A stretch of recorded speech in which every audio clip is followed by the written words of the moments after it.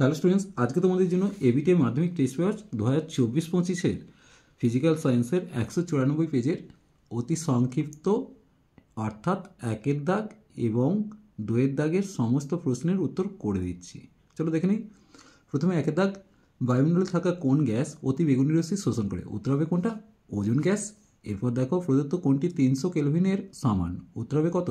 30 degree C. তোমরা এখান থেকে এক কাজ করবে, 300 থেকে 273 বাদ দাও, 300 থেকে 273 বাদ দেবো, তাহলে বাদ দিলে পেয়ে যাবো 27 ডিগ্রি সি। তাহলে এখানে ডি এর উত্তর সঠিক হবে। দেখো, 11.2 লিটার কার্বন ডাইঅক্সাইডের ভর কত? 22.4 লিটার কার্বন ডাইঅক্সাইডের ভর হচ্ছে 44 গ্রাম। অর্ধেক অর্থাৎ 11.2 লিটার কার্বন ডাইঅক্সাইডের ভর হচ্ছে কত হবে? 22 গ্রাম হবে। লোহার দৈর্ঘ্য প্রসারণ গুণাঙ্ক আলফা হলে ক্ষেত্র প্রসারণ গুণাঙ্ক, দেখো আমরা জানি আলফা সমান ক্ষেত্র তো বিটা বাই 2, সেক্ষেত্রে বিটা সমান কত? 2 আলফা হবে। তাহলে এখানে বিয়ের উত্তরটা সঠিক। অবতল দর্পণে ফোকাস ও বক্রতা কেন্দ্রের মাঝে কোনো বস্তু থাকলে প্রতিবিম্ব সদ বিবর্ধিত হবে। এরপর দেখে নেব 6 কোশ্চেন, প্রিজমের মধ্যে সাদা আলো প্রতিসরণ ক্ষেত্রে যে বর্ণের বিচ্যুতি সর্বাধিক? বেগুনির বিচ্যুতি সর্বাধিক হবে, অর্থাৎ এর উত্তরটা সঠিক হবে। এরপর দেখে নেব প্রদত্ত কোনটির রোধাঙ্ক উষ্ণতা বৃদ্ধির সঙ্গে হ্রাস পায়? উত্তর হবে অর্ধপরিবাহী, অর্থাৎ বিয়ের উত্তরটা সঠিক হবে। গৃহস্থলী বৈদ্যুতিক বর্তনীতে ফিউজ তার যুক্ত থাকে কোনটাতে? লাইভ তারে। এরপর 9 কোশ্চেন, পরমাণু চুল্লিতে ভারী জল ব্যবহার করা হয় কী হিসেবে? মডারেটর হিসেবে, সেই উত্তরটা সঠিক হবে। এরপর দেখে নেব 10 কোশ্চেন, এলআইএইচ পরমাণুতে এলআইএইচ অণুতে এইচ কোন নোবেল গ্যাসের ন্যায় আচরণ করে? উত্তর হবে হিলিয়ামের ন্যায়। এরপর মৌলের কোন ধর্মের ভিত্তিতে আধুনিক পর্যায় সারণী গঠিত হয়েছে? উত্তর হবে পারমাণবিক সংখ্যা, সেই উত্তর সঠিক হবে। এরপর দেখো 12 কোশ্চেন, তড়িৎ বিশ্লেষণ প্রক্রিয়ায় অ্যানোডে কী বিক্রিয়া ঘটে? দেখো, আমি বলেছিলাম কবি আজা অর্থাৎ ক্যাথোডে বিজারণ, আর আজা মানে হচ্ছে অ্যানোডে জারণ, তাহলে সেক্ষেত্রে জারণ ঘটছে। এরপর লাভল্যাং পদ্ধতিতে প্রস্তুত করা হয় কোনটা করা হচ্ছে? এইচ সেল, অর্থাৎ এর উত্তরটা সঠিক হবে। গ্যালভানাইজেশন পদ্ধতিতে কোন ধাতু ব্যবহৃত হয়? উত্তর হবে জিঙ্ক, অর্থাৎ এর উত্তরটা সঠিক হবে। প্রদত্ত কোনটি অসম্পৃক্ত হাইড্রোকার্বনের সাধারণ সংকেত? আমরা জানি CnH2n-2, অর্থাৎ এখানে এর উত্তরটা সঠিক হবে। এরপর দেখো বিভাগ খ, নিম্নিত প্রশ্নগুলি উত্তর দাও। ইউভি রশ্মির প্রভাবে সিএফসি থেকে নির্গত কোন পরমাণুটি ওজোন গ্যাসকে অক্সিজেন বিয়োজিত করে দেয়? অক্সিজেন বিয়োজিত করে দেয় ক্লোরাইড আয়ন। এরপর দেখো জ্বালানির তাপনমূল্যের এসআই একক কিলোজুল পার কেজি। এরপর দেখে নেব বায়ুমণ্ডলে কোন স্তরে মেরুজ্যোতি দেখা যায়? মেরুজ্যোতি কোনটা দেখা যায়? আয়নোস্ফিয়ার, অর্থাৎ এই জায়গাটা তোমরা আয়নোস্ফিয়ারটা লিখবে। এরপর দেখে নেবে একই চাপ ও উষ্ণতায় সব গ্যাসের মোলার আয়তন একই হয়, এটা সত্য দিয়েছে। চার্লসের সূত্র অনুসারে ভিটি লেখচিত্রে অঙ্কন করতে বলেছে। দেখো ভি আর টি এটা মূলবিন্দুগামী সরলরেখা হচ্ছে।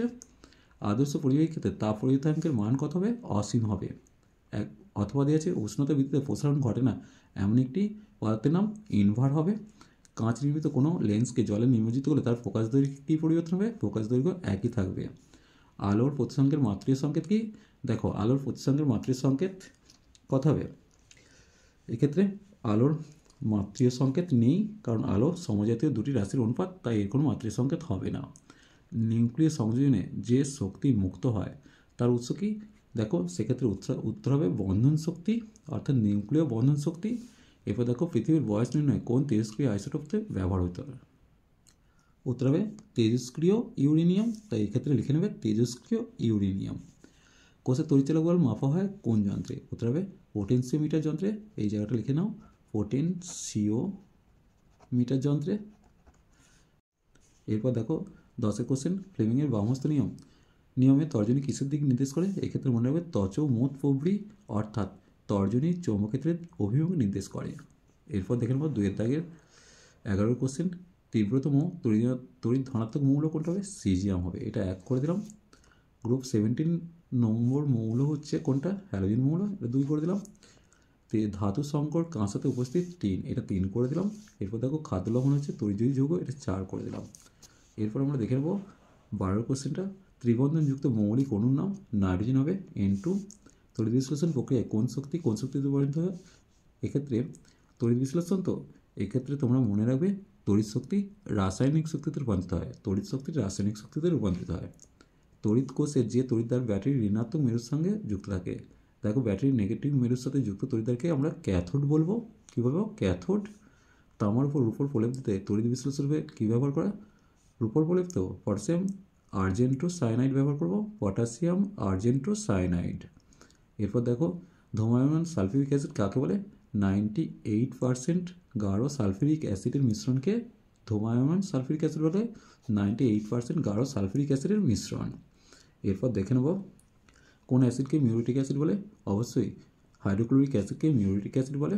অসল পদ্ধতিতে কোন অ্যাসিড তৈরি করা হচ্ছে? অসল পদ্ধতিতে আমরা নাইট্রিক অ্যাসিড তৈরি করব, অর্থাৎ HNO3 তৈরি করছি। এরপর দেখো অ্যালকিন শ্রেণীর প্রথম যৌগটির নাম ও সংকেত। অ্যালকিন তো অ্যালকিন মানে হচ্ছে C2H4, অর্থাৎ কি তৈরি করছে? ইথিন তৈরি করছে। ইথিন, হস্যই থয়সই দন্তন, ইথিন। এরপর দেখো এর আইপ্যাক নাম চেয়েছে কার্বন একটা দুটো তিনটে, যেহেতু হাইড্রোক্সিল গ্রুপ আছে তাহলে প্রোপান যুক্ত অল, অর্থাৎ প্রোপানল।